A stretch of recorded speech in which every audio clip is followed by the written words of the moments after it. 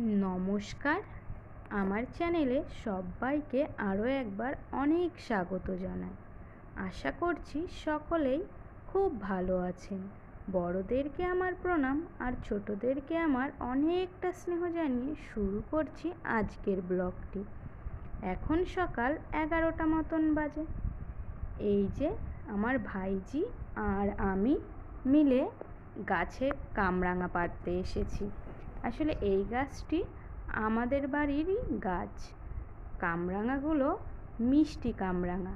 এই চারা গাছটি আমি এনেছিলাম নার্সারি থেকে কয়েক বছর আগে। তো কামরাঙা পেড়ে নিয়ে চলে এসেছি, এখন এটাকে মাখা করব। এখানে ওর জন্য লেবু পাতা, শুকনো লঙ্কা, তেঁতুল, বিট নুন আর কিছুটা চিনি নিয়ে নিয়েছি। আর গামলাতে নিয়েছি জল। কামরাঙাগুলোকে বেশ ভালো করে ধুয়ে নেব। আসলে এখন বর্ষার সময়, তাই সব কিছুই খুব ভালো করে ধুয়ে নেওয়া উচিত। তো এই যে কামরাঙাটা কেটে নিয়েছি আর ভাইজিকে বলেছি ও মাখতে। তো সব কিছু দিয়ে দিয়েছে। এই যে এখন তেঁতুলটা দিচ্ছে। আসলে এই রকম টেস্টি মাখা দেখলে এমনিতেই তো জিভে জল চলে আসে, তাই না বলুন? আর কে কে খেতে ভালোবাসো অবশ্যই জানিও। এই যে এখন দিয়ে দিল কাসুন্দি আর দিয়েছিল বিট নুন, যেগুলো দেখালাম সেগুলো আর কি। আসলে মাখা খাওয়ার জন্য আজকে আমরা দুজনেই বাড়িতে আছি। আর যারা খুব ভালো খেত তারা সবাই আজ স্কুলে গেছে, যেমন আয়ুষ, সৌরভ, ওরা তো খুব পরিমাণে খায়। তো আজ ওরা বাড়ি নেই, আমরা দুজনে মিলেই মেখে নিয়েছি, খাচ্ছিলাম আর ওদের কথা মনে করছিলাম। আসলে কামরাঙাটা অতটা টক না, যেমন টক হয় এগুলো মিষ্টি, খেতেও অত অসুবিধা হয় না। তো একটু লঙ্কা কম হয়ে গিয়েছিল, তারপরে ও আবার লঙ্কা দিয়ে আরেকটু ভালো করে মেখে নিল। দেখুন, দেখেই যেন জিভে জল চলে আসছে, তাই না বলুন? আর এত টেস্টি খেতে হয়েছিল সেটা আর বলতে হবে না, সবাই দেখে এমনিতেই বুঝতে পারছো। তো আমি আর ও মিলেই এই পুরোটা শেষ করে দিয়েছি। তো লাস্টে এটা তো আরও বেশি টেস্টি হয়। দেখুন কেমন কালারটা এসছে লাস্টের টুকুনি। তো খেয়ে দুজনের অবস্থায় ভীষণ খারাপ হয়ে গিয়েছিল। এত পরিমাণে ঝাল হয়েছিল যে কান দিয়ে যেন গরম ধোঁয়া বার হচ্ছিল। তো তারপরেই কামরাঙা মাখা খেয়ে নিয়েছি।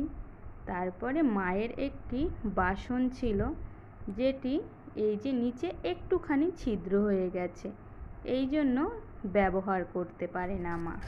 তো আজ বাড়িতে এসেছে এই কাকুটি, তাকে দিয়েই এটি ঠিক করে নেওয়া হচ্ছে। তো বাজারে তেমন যাওয়া হয় না, আর গেলেও মনে থাকে না, বাড়িতে এসেছে ওই জন্যই ঠিক করা হচ্ছে। তো উনি যাই হোক, ওনার যে জিনিসপত্র লাগে ঠিক করতে সেগুলোই এই যে বার করে একটু ঠিক করে দিচ্ছে আর কি। তো এই যে পিটাচ্ছিল, তখন আমার বড় মা বেশ মজার একটা কথা বলেছিল, তো সেটা শুনেই আমরা হাসছিলাম আর কি। তারপরে এই যে এই জিনিসটি দেখুন মনে পড়ে কি না। আসলে কয়েক বছর আগেও বাংলার প্রতিটি ঘরে এই জিনিসের মতনই একটা জিনিস প্রত্যেকটা বাড়িতেই থাকতো।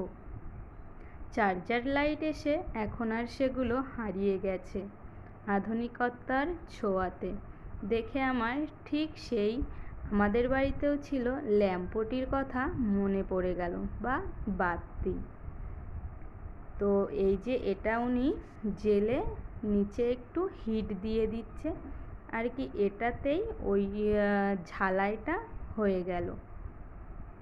তো বাসনটাও নতুন হয়ে গেল মায়ের। বেশ পুরনো আর এটি খুব মজবুত বাসন। তো এই যে ফাইনালি হয়ে গেছে ঠিক। আর এটাতে বিরিয়ানি করতে খুব সুবিধা হয়, তো তার জন্যই মা আর কি বেশি করে ঠিক করলো। তো বাসনটাও তো তারপরেই এই যে সন্ধ্যাবেলাতে আমন সোনা পড়তে এসেছে। আসলে ও যেই আন্টির কাছে পড়ে সে আজ পড়াবে না, ওই জন্য আমার কাছে। তো এই যে পড়াশুনো করছে। সব মিলিয়ে আজকের ব্লগটি এখানেই শেষ করছি। সবাইকে সুস্থ থাকার শুভকামনা জানি। আর হ্যাঁ, যদি আমার চ্যানেলে কোনো নতুন বন্ধু হয়ে থাকো তবে অবশ্যই আমার চ্যানেলটি সাবস্ক্রাইব করে আমার পাশে থেকো। সবাইকে শুভরাত্রি। সবাই ভালো থাকবেন, সুস্থ থাকবেন। দেখা হবে আবারও কোনো অন্য ব্লগে।